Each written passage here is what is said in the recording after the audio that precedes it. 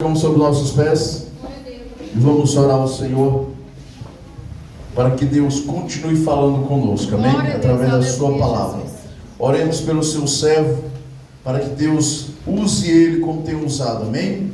Soberano e eterno Deus, Pai querido, eu te apresento o teu filho, ó Pai querido, meu Deus, que nesta noite ele seja, meu Pai, boca do Senhor, meu Pai querido, para falar conosco nesta noite, não aquilo que ele quer, mas aquilo que nós necessitamos e precisamos ouvir, meu Deus, em nome de Jesus, ó Pai, usa ele com autoridade e unção, Pai, para a glória do teu nome, nós te pedimos e te agradecemos, amém. Glória a Deus, amém, Jesus. Glória a Deus, aleluia, Jesus. Santo é o nome do Senhor. Glória a Deus, irmãos. Eu saúdo todos os irmãos com a paz do Senhor. Amém. Quero agradecer a Deus por mais uma oportunidade de estar aqui. Amém. Aleluia. Terça-feira tivemos aqui. E é interessante que eu preguei sobre a arca, né? E ela quase ministrou aqui a palavra aqui. Ela pregou, deu uma saudação na verdade. E eu achei interessante que Deus usou ela para confirmar a palavra de terça-feira. Amém? Que Deus possa abençoar a sua vida. Amém? E para quem não sabe, eu preguei sobre a arca na terça-feira aqui. Você não estava aqui não, né? Não estava. Né? E o projeto era para o povo para entrar dentro da arca. Deu vontade de pregar de novo. Aleluia. Amém? Glória a Deus. Mas eu estou muito feliz de estar mais uma vez aqui. Pastor Cícero, Pastor Luiz, Diácono Luiz, né? Mas já está com. Vai ser lá. A gente já antecipa o que a pessoa vai ser, amém? Amados, nós somos ali da Assembleia de Deus do Planalto Central. Na verdade, já falei para os irmãos, estou com uma carta de mudança, né? Mas como não estou com a igreja fixa ainda, eu sempre apresento a minha casa, né? Que eu fiquei 17 anos no Planalto Central, eu estou me desligando agora, né? E tem que falar da casa onde é que nós estamos, porque nós temos que ter referência do nosso pastor local e o pastor presidente, amém? E ore pela minha vida que eu preciso de uma direção de Deus para estar onde é que Deus quer que eu esteja. E outra coisa, ontem, pastor, fui pregar na tarde da Vitória. Assim que eu terminei de pregar, a pastora se levantou e falou assim: olha, eu que te ranquei você daquele lugar lá. E ela nem sabia de nada. Amém? Deus sabe o que faz, amém? Abra sua Bíblia, Atos dos Apóstolos. Glória a Deus, aleluia, Jesus. Capítulo de número 28. Santo é o nome do Senhor. Coloca um pouquinho de agudo nesse microfone aqui, um pouquinho de agudo. Glória a Deus. Aí, rapaz, agora eu estou falando. Glória a Deus. Glória a Deus. Aleluia. Glória a Deus. Glória a Deus. Atos, último capítulo de Atos, capítulo 28. Eu vou ser bem rápido, né, irmãos? Hoje é domingo. E eu quero correr aqui no sermão que Deus colocou no meu coração. Glória a Deus. O epígrafe diz assim: Paulo em Malta. Diz assim. Quem achou? Amém. E eles escapando, souberam que a ilha se chamava Malta. E o povo bárbaro usou conosco de tão pouca gentileza, porque acendendo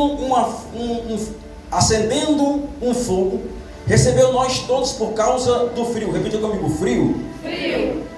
E tendo Paulo ajuntado um maço de lenha, pondo-se no fogo, uma víbora, uma serpente, uma cobra, dependendo da tradução, uma víbora fugindo do calor, prendeu-se na sua mão. Os bárbaros, vendo a víbora venenosa pendurada na sua mão, diziam uns aos outros: sem dúvida esse homem é assassino, porque apesar de escapar do mar, a vingança não deixa viver. E tendo ele sacudindo a serpente no fogo, não sofreu mal nenhum. Mas eles achavam que inchasse, e repentinamente ele caísse morto. Mas depois de esperar muito tempo, vendo que nenhum mal lhe sobreveio, mudaram de opinião. Repita comigo: mudaram de opinião. Mudaram de opinião. E pensaram que ele era um Deus. Amém? Coloca a mão no seu coração. Eu quero orar pela sua vida e pela minha vida. O pastor já orou por mim, mas eu preciso fazer essa oração. Soberano Deus, eterno Pai, eu quero orar aqui não invalidando a oração do pastor, meu Deus, meu Pai, do pastor Cícero, mas a tua palavra fala que tudo que é ligado na terra será ligado no céu. E eu concordo com a oração do teu filho, meu Deus, porque ele orou, abriu o coração aqui sinceramente para orar pela minha vida. E nós sabemos que quanto mais oração, mais poder. Quanto mais oração, mais virtude do teu Espírito Santo. Quanto mais oração, meu Deus, meu Pai, mais prodígios e sinais que nós podemos ver na tua casa. E eu peço a ti, meu Deus, perdoa os meus pecados, as minhas falhas, as minhas transgressões, as minhas iniquidades, meu Deus. E que o Senhor possa me dar sabedoria e entendimento nesta noite. Amém? Sente glorificando aquele que vive e reina para sempre.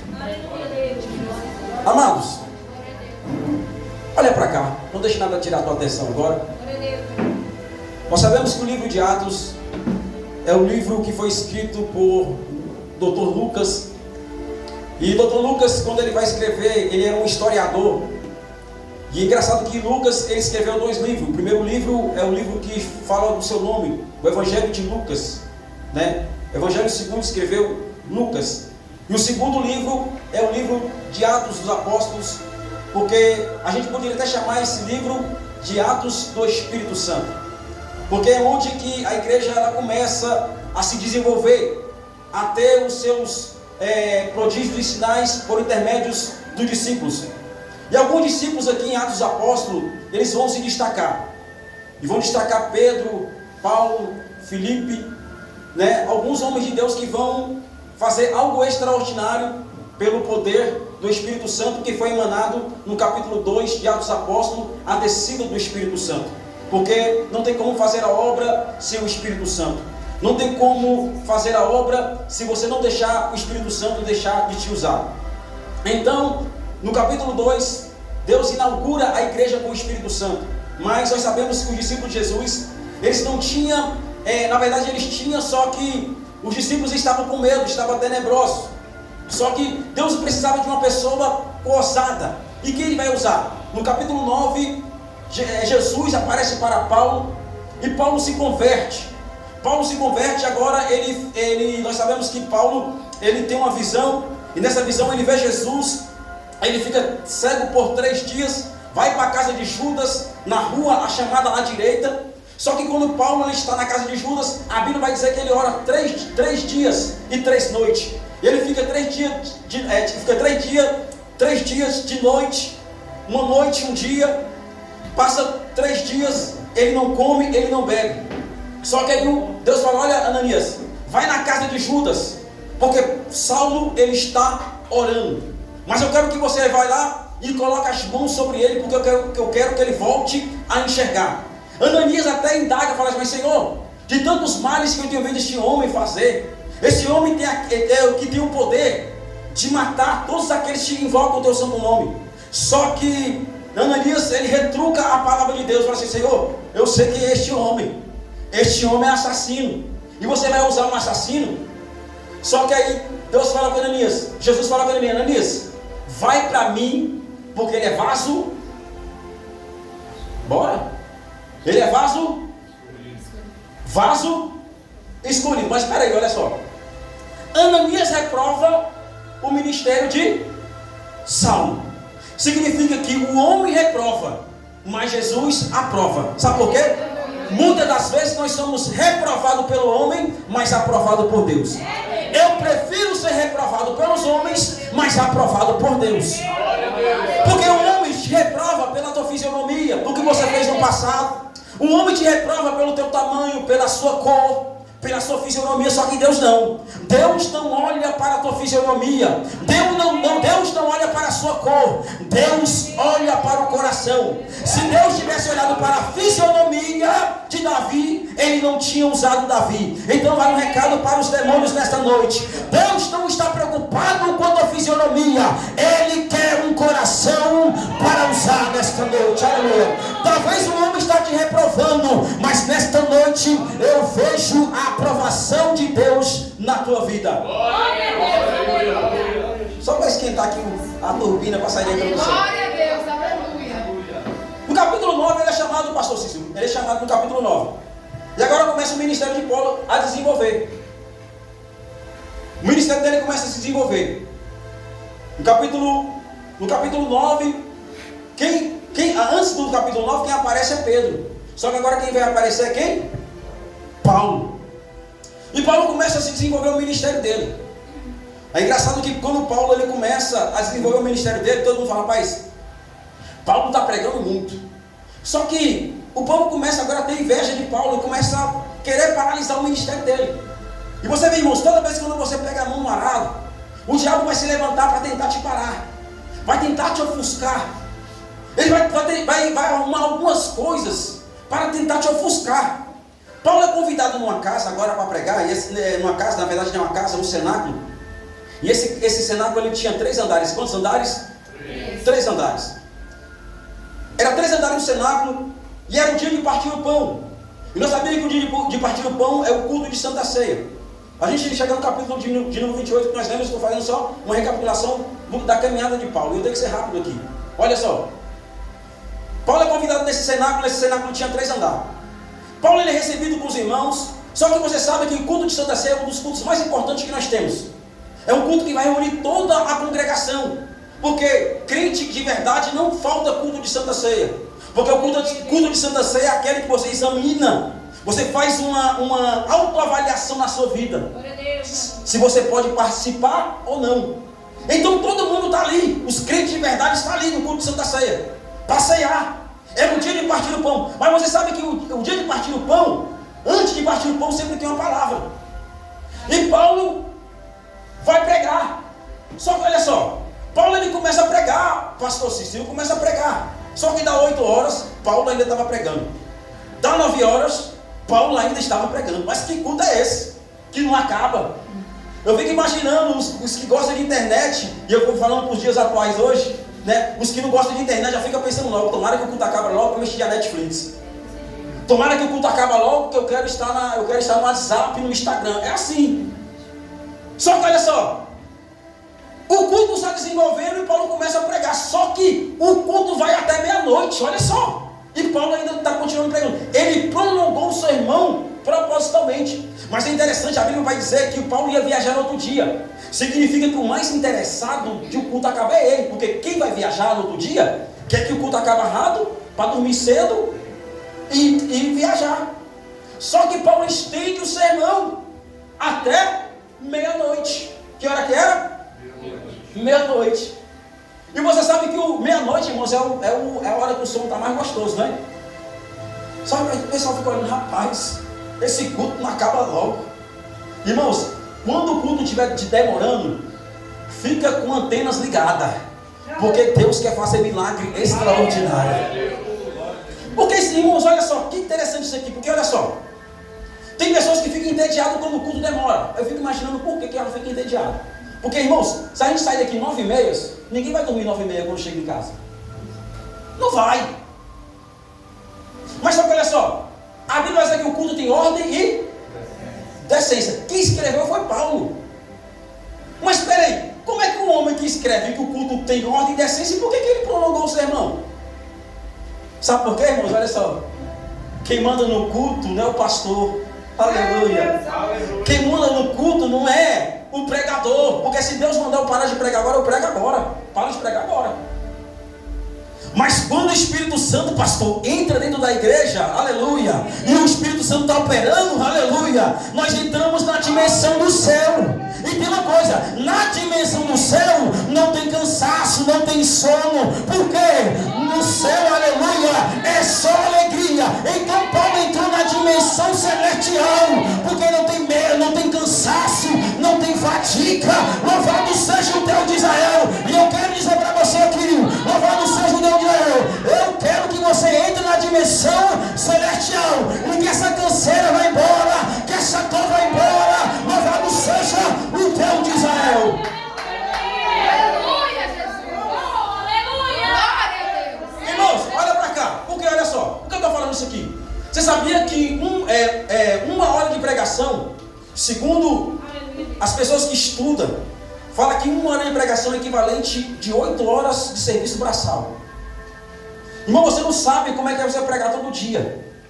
Isso aqui, irmão, dá uma dor tremenda isso aqui. Eu já estou pregando, já tem 16 dias que eu estou pregando direto. E tem hora que dá vontade de parar. Só que quando a gente subimos um púlpito, meu irmão, é uma força que a gente não sabe explicar. Aleluia. A dor vai embora, aleluia. É uma coisa, irmãos, que é tremenda. E Paulo aqui, irmãos, está pregando até meia-noite. Que hora que era? Meia-noite. Meia-noite. Aí um jovem chamado Eutico, é engraçado que segundo a etimologia, as ciências que estudam os nomes, Eutico significa jovem feliz. Só que olha só, não era felicidade, porque olha só, não era aquele culto que trazia felicidade para ele, porque olha só, quando Paulo está pregando, o que ele faz? Ele se retira do meio da igreja e vai para uma janela. E você sabe que quem vai para uma janela tem duas visões, uma visão de fora e uma visão de dentro. Aleluia. Glória a Deus. Pegou não, né? Quem está na janela tem duas visões, uma visão de fora e uma visão de dentro. Então o que acontece? Toda vez quando eu venho para o culto, estou no culto, meu corpo está no culto, mas eu não assimilo nada que está acontecendo no culto, significa que toda vez quando eu venho para o culto, eu estou numa janela. O jovem está aqui na janela, irmãos, olha, coxinha de dois pensamentos. Ele não sabe se assiste o culto ou se olha para fora. Ele não sabe se assiste o culto ou olha para fora. Que hora que era? Era meia-noite. Só que olha só, eu estava analisando a vida deste jovem e ele subiu em cima da janela. E quem vai subir em cima da janela, o que ele faz? Ele coloca as mãos em cima para apoiar na janela, não é? E pega impulso para subir. Não é? Pegou? E a pessoa, olha só, se ele pegou, segurou na janela, pegou impulso para subir com as mãos, os pés dele saíram fora do... E toda pessoa que quando sobe com as forças das mãos, ela perde o equilíbrio. Aleluia, Deus. Porque, olha só, subiu com a força do braço, mas tem uma coisa, as pernas saíram do chão. E todas as pessoas que todas as pessoas que pegam, usam a força das mãos para subir, fica desequilibrado. Jesus. Ixi, dá uma aplicação, mas não vou fazer essa aplicação aqui não, porque não dá tempo. Olha só, ele dorme, e quando ele dorme ele cai. Quantos andares tinha o cenáculo? 3 andares. Ele caiu no chão. Só que em vez de cair para dentro da casa, do cenáculo, ele caiu para fora. Significa o corpo dele estava mais fora do que para dentro. Ou seja, as coisas de fora estavam mais interessantes das coisas que estavam acontecendo aqui dentro. É assim, irmãos, que tem muito crente. Vem para o culto na quarta-feira, mas sai da mesma forma. Vem na sexta-feira, sai da mesma forma. O que acontece? Ele vai morrendo de degrau em degrau todos os dias. Só que Deus é o Deus da oportunidade. Quem escreve Atos dos Apóstolos é Lucas. E Lucas, ele exercia o ofício de médico, porque ele se tornou médico em Alexandria, uma das maiores faculdades que tinha da medicina. Então Lucas representava a medicina. Quando o menino cai, porque nessa época aqui Paulo e Lucas andavam lado a lado, porque quando o Espírito Santo não queria operar, Lucas fazia o ofício de médico. Quando o menino cai, todo mundo fala assim: Lucas, ó, tem serviço para você. Ele desce as escadas e vai dar um diagnóstico. Coloca a mão na garganta do menino, ó. Ih, Paulo morreu. Só que Paulo desce as escadas cheio do Espírito Santo. Sabe por quê, pastor? Deus é o Deus da segunda oportunidade. Aleluia. E nesta noite eu vim dizer para você aqui: Deus é o Deus da segunda oportunidade. Se você entrou morto aqui, hoje Deus vai te ressuscitar. Aleluia.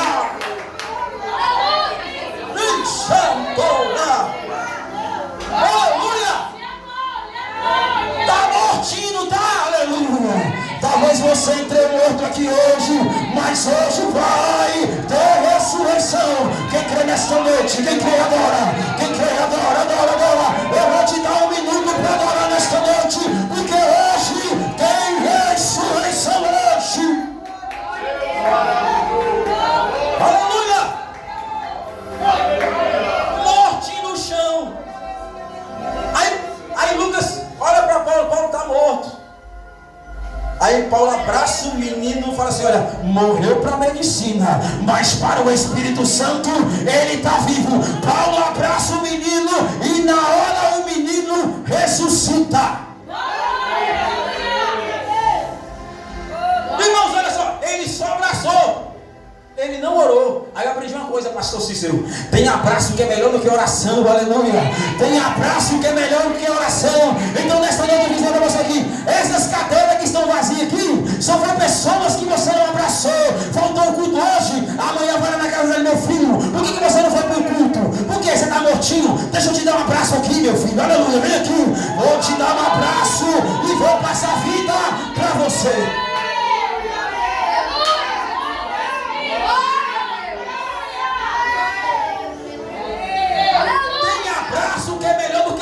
Irmãos, eu não sei se você já entrou na igreja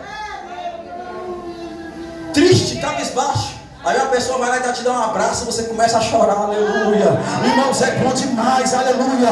Um abraço sincero, aleluia. Irmãos, uma coisa simples que você faz no dia a dia, você pode estar salvando uma alma. Mas eu ia ficar, deixa eu sair daqui. Dá até outro tema de mensagem aqui, ó. Saia da janela. Aleluia. Dá até outro tema, olha, saia da janela. Mas o tema que eu quero pregar não é sair da janela. Porque olha só, você pode ver que agora o ministério do Paulo desenvolve. Porque o menino ressuscitou. Porque que é a arapuca de Satanás. Porque olha só, quem prolongou o sermão foi Paulo, não foi? Se o menino não ressuscita, então ele me fala, rapaz, Paulo prolongou o sermão, rapaz. Era para o culto ter acabado. Foi culpa de Paulo porque o menino morreu. Irmãos, a carga que Paulo ia receber. Porque tudo é culpa do pastor. Tem irmão que se desvia, culpa de quem? Pastor. Meus irmãos, mas às vezes, irmãos, olha só, tem pessoas que elas se desviam por si só. O pastor já fez visita, já orou, já buscou, já jogou pela vida, e a pessoa não quer. Né? E às vezes, muitas vezes, a culpa do pastor, olha só, a culpa é de Paulo que prolongou o sermão. Porque sempre o diabo arma uma arapuca para mim e para você. Só enquanto o diabo está armando uma arapuca, Jesus ele chega na frente, aleluia. Louvado seja o nome do Senhor. E agora o ministério de Paulo vai se desenvolvendo. Todo mundo fica sabendo daquele ato que aquele menino ressuscitou naquele culto. E agora os judeus que não tinham a mesma essência, agora vai fazer o quê? Vai paralisar, vai tentar parar. E Paulo no plano, fala assim, vamos fazer o seguinte, vamos prender ele. E no caminho de Jerusalém, nós matamos eles, vamos fazer uma emboscada. No meio do caminho vamos matar ele. Ninguém vai ficar sabendo disso. Só que um sobrinho de Paulo estava e avisou para ele onde é que ele estava preso. Falou, olha Paulo, tem uma emboscada para você ir. Estou querendo te levar para Jerusalém e no meio do caminho vão te matar. Paulo tinha sua cidadania romana e judia, que ele tinha comprado com um alto preço. Ele comprou a cidadania romana, então ele tinha duas cidadanias, romana e judia. Então o que ele faz? Eu não quero ser julgado em Jerusalém, eu quero ser julgado por César em Roma. O que eles fazem? Eles pegam Paulo, colocam dentro do navio, e esse navio tem 276 tripulantes. Quantos tripulantes? 273 tripulantes. Coloca ele dentro do navio e vai para onde? Para Roma. Essa é a terceira viagem missionária de Paulo. A terceira e última viagem de Paulo. Ele está dentro do navio e vem uma tempestade chamada Euquilão, que no grego significa vento sacudido e dobrado. Essa tempestade ela durou 14 dias. 14 dias de tempestade. Durante os 14 dias, eles não viram o sol, eles não viram lua e não viram estrela. Segundo Tom Bright, ele fala que eles não podiam ver um homem. De um palmo eles não podiam ver. De tanta nuvem espessa durante 14 dias e 14 noites. A tempestade foi criada por Satanás, porque existem 3 tipos de tempestade. A primeira tempestade é a tempestade criada por Deus. A segunda tempestade é a tempestade da natureza. E a terceira tempestade é a tempestade criada por Satanás. E olha só, dentro dessa tempestade que ela foi criada por Satanás, Satanás estava querendo destruir o ministério de Paulo. Só que o anjo do Senhor aparece para Paulo. Olha Paulo, de todos que estão aqui dentro deste navio, nenhum fio da cabeça vai cair. Ou seja, ninguém vai morrer. Ninguém vai descer à sepultura. O barco vai se partir ao meio, mas ninguém vai morrer. Glória a Deus. A promessa, irmãos, ela se cumpre, porque 14 dias de tempestade, o barco se parte. Aqueles que não sabiam nadar pega o destroço dos barcos, coloca como prancha, coloca sobre a barriga e nada. E chega numa ilha chamada Malta. Aqui eu vou começar a pregar. Chega numa ilha chamada Malta. Foi o versículo que nós lemos, foi? Capítulo 28. Chega na ilha chamada Malta. Os bárbaros agora vão recepcionar eles na ilha. Porque olha só. A ilha Malta significa refúgio. Porque olha só. Toda vez quando você enfrenta uma tempestade, Deus vai mandar um refúgio lá na frente. Você não vai morrer nessa tempestade. Porque toda tempestade, seja criada por Satanás, por Deus ou da natureza, ela tem começo, meio e fim. Ele chega nessa ilha chamada Malta. Os bárbaros agora vão recepcionar eles. Repita comigo aqui: fogo. Repita comigo: fogo, lenha, serpente. Eu quero pregar no subordinado do tema: carregador de lenha. Olha só. Aí ele chega na ilha chamada Malta. Os bárbaros agora vão recepcionar eles. Porque pastor Cícero está fazendo muito frio. E um tem uma ideia: vamos fazer uma fogueira para eles se aquecer do frio, porque eles vão morrer de frio. Porque depois da tempestade começa a ventar e começa a fazer frio. Então o que eles fazem? Eles fazem uma fogueira. A fogueira que eles fazem vão alimentar todos que estão ali. E todos se salvaram. Os 276 lá, incluindo Paulo, está ali na fogueira. Porque olha só, quando a pessoa está na fogueira, o que ela faz? Porque quando a pessoa está com frio, o que ela faz? O que ela faz? Ela cruza os braços. Pegou, pastor? Ó, toda pessoa quando está com frio, o que ela faz? Ela cruza os braços. E olha só, e os bárbaros se repararam, falaram assim: olha, eles estão com muito frio, vamos fazer uma fogueira, estão tudo com o braço cruzado. Aí o que acontece? Os 276, pastor Cícero, está ali, ó. O fogo está alimentando todos, e todos estão ali, na fogueira. Eu não sei se tinha uma batata assada lá, mas eles estavam na fogueira. E é bom, viu, irmão, comer batata assada na fogueira. É coisa top demais. E olha só, só que de repente Paulo começa a observar, pastor Cícero, que a fogueira começa a perder o calor. O que Paulo faz? Ele se retira daqueles que estavam com a mão cruzada e começa a colocar lenha no fogo. Aleluia, Jesus. Ele vai colocando lenha no fogo. E você sabe que fogo representa o Espírito Santo. Aleluia. Então começando a pegar. Ó, Paulo se retira daqueles que estão acomodados com o braço cruzado e começa a colocar lenha no fogo. E o desenvolvimento que ele está fazendo, pastor, ele vai colocando lenha, ó. Ele vai colocando, ó. Ele vai, porque tinha que ser fogueira grande para alimentar 216, tinha que ser uma fogueira pequena, não, tinha que ser uma fogueira grande. E ele vai colocando lenha no fogo, ó. E a proporção que ele vai colocando lenha no fogo, o fogo vai aumentando, o fogo vai aumentando, o fogo vai aumentando. Porque olha só que a Bíblia vai dizer: uma víbora fugindo do calor, prendeu na sua mão. Mas espera aí, olha só. A serpente estava lá há muito tempo.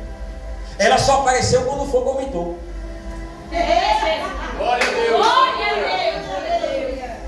A serpente só apareceu quando o fogo aumentou. Eu quero dizer para você: se você estiver colocando lenha nesse fogo, a serpente vai aparecer. Para quê? Para tentar impedir de você colocar a lenha no fogo. Porque o intuito da serpente é apagar o fogo.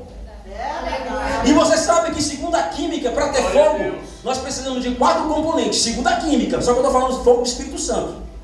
E olha só, o fogo da química tem carbureto, combustível, reação em cadeia. E qual outro que lembra? Que é o quadrado do fogo. Vamos lá: reação em cadeia, carburete, combustível e oxigênio. Olha, se não tiver esses 4 itens, não tem fogo, porque é o quadrado do fogo. Então olha só, o combustível para o fogo permanecer é o que? A lenha. É a lenha. Se não tiver lenha, é engraçado que a lenha não pode estar separada. A lenha tem que estar junto. Aleluia, Jesus. A lenha tem que estar entrelaçada. E a igreja também tem que estar assim, pastor, no mesmo propósito, entrelaçada. Aleluia. Porque é um dá glória ali, outro dá aleluia ali, O outro dá uma saudação aqui, um canta um hino ali e vai colocando lenha no fogo. Vai colocando lenha no fogo. Aí o fogo vai se desenvolvendo. Aí o fogo vai aumentando, aleluia. Aí a serpente que está querendo impedir vai querer fugir. Glória a Deus. Porque se não tiver fogo na igreja, a serpente não aparece. A serpente, irmãos, ela tem que ser localizada para o fogo permanecer. Aleluia, Jesus. Ó, vamos lá. Eu falei, ó, lenha representa oração. O fogo representa o Espírito Santo. Porque aqui é uma linguagem figurativa. A Bíblia tem três linguagens: linguagem figurativa, alegórica e literária. Aleluia, Deus. Aqui, ó, a lenha representa oração. O fogo representa o Espírito Santo. E a serpente representa Satanás. Aleluia, Jesus. Que não quer ver o fogo permanecer. Mas aqui vai para Satanás e seus demônios. Levítico 6, versículo 13. O fogo arderá continuamente no altar e não se apagará. Aleluia. Cadê os carregadores de lenha aqui nesta noite? Cadê? Deixa eu ver se tem carregador de lenha aqui. Deixa eu terminar a mensagem. Glória a Deus. Aleluia. Glória a Deus. Aleluia. Pastor, eu até 9:05. 3 minutos eu termino. 3 minutos eu termino. Olha só. Irmãos, olha só. Quem já viu uma serpente aqui? Quem já viu serpente? Quem já viu serpente? Qual é a probabilidade da serpente morder? Era no calcanhar ou era no braço? Na perna, né? Que é o alvo mais acessível à serpente. Só que ela picou na mão. Aleluia. Sabe por quê? Primeira coisa que eu aprendo aqui. A mão era que estava o quê? Colocando lenha no fogo. Ou seja, tudo que você vai fazer, todos os projetos que você vai fazer, eu falei de projetos sexta-feira aqui, quem lembra? Todos os projetos que você vai exercer, vai ser com as mãos. A mão tem o poder de trazer existência aquilo que não existe. Se você pensa em algo que você vai fazer, por exemplo, vai fazer um bolo, né? O bolo está onde? Está no mundo virtual, na mente. Mas quem vai exercer o trabalho? Então significa que todos os projetos estão nas nossas mãos. Se a serpente picou a mão de Paulo, está dizendo assim: olha, eu vou jogar os projetos dele no chão. Eu vou acabar com os projetos dele. Só que o pessoal está tudo olhando aqui porque são torcedores serpentinos, pastor. Porque olha só, ninguém estava apostando para Paulo. Todo mundo está apostando para a serpente. Falou assim: olha, essa víbora é venenosa. Já matou muita gente aqui. Essa víbora aqui é venenosa. Porque olha só, essa víbora, a víbora eu esqueci o nome dela agora. Mas ela matava Paulo em aproximadamente 3 minutos. Porque ela mordia a pessoa e o sangue dela virava como gelatina. O sangue não passava para o coração e infartava. Morria. E eles começavam a olhar para Paulo e falaram assim: olha, vai morrer. Só que passou muito tempo, nem inchou, falou assim: olha, e mudaram de opinião. Glória a Deus. Glória a Deus. Aleluia. A serpente querendo matar Paulo, falou assim: mas todo mundo está torcendo para a serpente. Essa serpente é venenosa, vai morrer. Só que mudaram de opinião. Quero dizer para você, vão mudar de opinião que falaram a teu respeito. Aleluia. Glória a Deus. Paulo pega a serpente, fala assim: né? Você fez uma emboscada para mim, né? Só que tem uma coisa: Paulo pegou, sacudiu a cobra no fogo e ó, Glória a Deus. acabou com a cobra. Sabe por quê?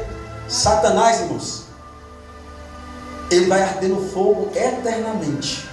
Aleluia. E Paulo jogou a serpente aonde? No fogo. Pastor, olha só. A serpente tinha 276 opções para picar. Quantas opções? É muita gente, irmãos. Mas picou só? Por que picou Paulo? Porque era ele que estava colocando lenha, irmãos. Aleluia. Por que você acha que você é perseguido?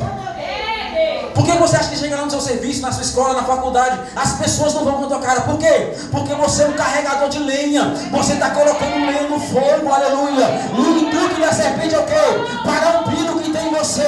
O intuito da serpente é o quê? Tirar o brilho do Espírito Santo. Porque é você que está carregando lenha. É você que está abastecendo fogo. Então nesta noite eu vim dizer para você aqui: a serpente até se levantou para tentar te parar. Mas nesta noite, eu vou dizer para você aqui, nesta noite eu vim dizer para você aqui: a serpente vai cair por terra. Fica de pé.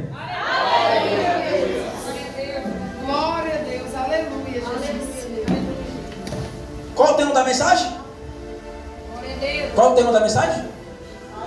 Carregador de lenha. Você já viu, irmãos, Satanás parar carregador de lenha? Já viu? Eu nunca vi. Eita, agora. Eu nunca vi. Ó, pastor. Ó, para me terminar, olha só que lindo. Olha só que lindo.